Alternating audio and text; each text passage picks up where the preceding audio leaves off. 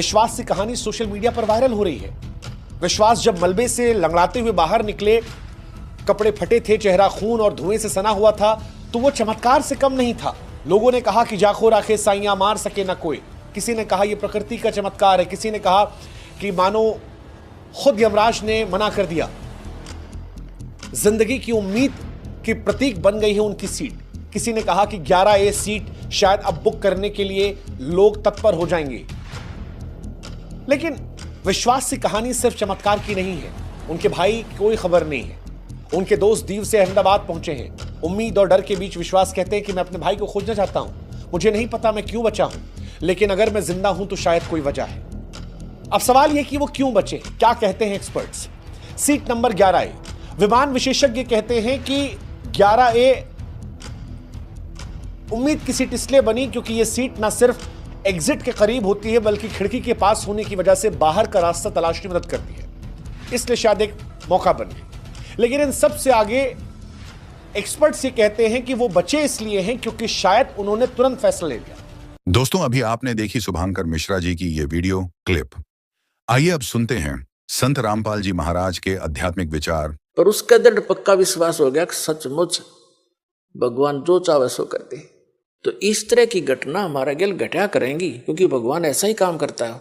अपने जन के लिए कहते सोशल सीधर मैं करूं अपने जन के काज, एक मेरे ऊपर विश्वास तो करके देखो। एक प्रमाण है कि एक संत परमात्मा कबीर जी का भक्त था और परिवार बड़ा हो गया, उसमें सेटिंग हुई नहीं उस समय, क्योंकि और लोग मानते नहीं थे। वो केरला हिमालय का बच्चा था, घर में भक्ति बन नहीं पा रही थी। उसने जाके एक एकांत स्थान पर वहां जल का देखकर व्यवस्था सी और वहां अपना झोपड़ी डाल ली। वहां से फल फूल लावे, तोड़ के खावे और अपना भक्ति करे, दिन रात साधना कर रहा था। एक दिन वो बीमार हो गया और उसने सिद्धांत सा बना रखा था कि पहले मैं मुंह धोऊं, हाथ पैर मुंह धो करके फिर अपना अन्य काम करूं। ऐसा नियम था उसका। जब तक वो हाथ पैर मुंह कुरला वगैरह ना कर लेता था तब तक उसने अपना नियम बना रखा था। बाकी जैसा भी, तो वो अन्य कार्य नहीं करता था, कुछ आहार भी नहीं करता था।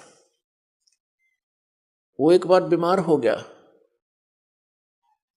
चलने में असमर्थ हो गया और उसको नीचे जाकर के, काफी नीचे, पहाड़ से नीचे उतरकर ऐसे ऐसे घूमकर तालाब में जाना पड़ता था। वहां हाथ पैर मुंह धोता था, स्नान करता था। प्रतिदिन का उसका कार्य था। उस दिन वो ऐसा नहीं कर पाया तो उसने बहुत चिंता बनी और कसक के साथ मालिक को याद किया, है परमात्मा, आज तक आपने इस दास को कभी भी ऐसे नहीं रहने दिया। आज मैं विवश हो गया और मैं हाथ पैर मुंह नहीं धो सकता, मैं कुछ खाऊं भी नहीं गा। ये सोचकर उसने दृढ़ निश्चय करके अपना लेट गया। एक दिन बीता, 2 दिन बीता, 3 दिन, तीसरे दिन देखा परमात्मा ने कि शायद ये अट्ठी आदमी पर भगत सच्चा है। बाकी इस तरह की आंट लानी नहीं सी है भगत ने। फिर भी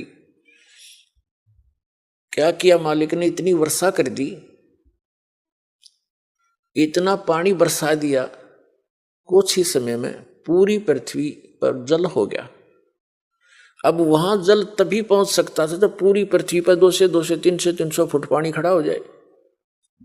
वो जहां उसकी झोंपड़ी थी पहाड़ के किनारे के ऊपर, वहां तक जल जब जा सके था उसके, और वो उठ के चल नहीं सकता, तो सब जगह भर दिया, कति फुल कर दिया। पानी उसकी झोंपड़ी के पास आकर किनारे पर डट गया, जिससे उसके हाथ जा सके। उसने देखा हो भगवान ने बड़ी दया करी, हाथ पैर मुंह धोया, कुछ खाया पिया।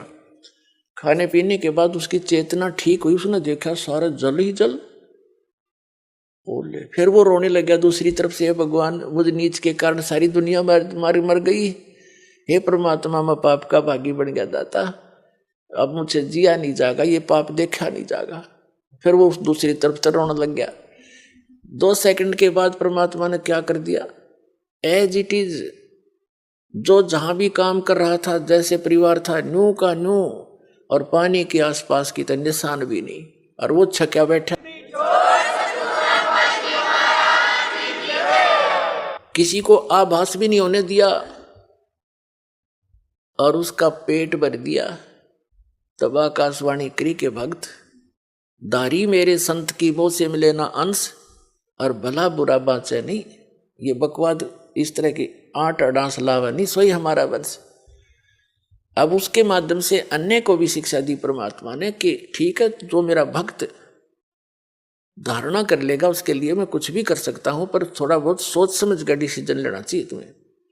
तो क्या बताते हैं आदरणीय गरीबदास साहिब जी अपने कबीर परमात्मा के विषय में बताते हैं कि मौला थल से जल करे और जल से थल कर देत, और साहेब तेरी साहेबी अब श्याम कहूं सवेत।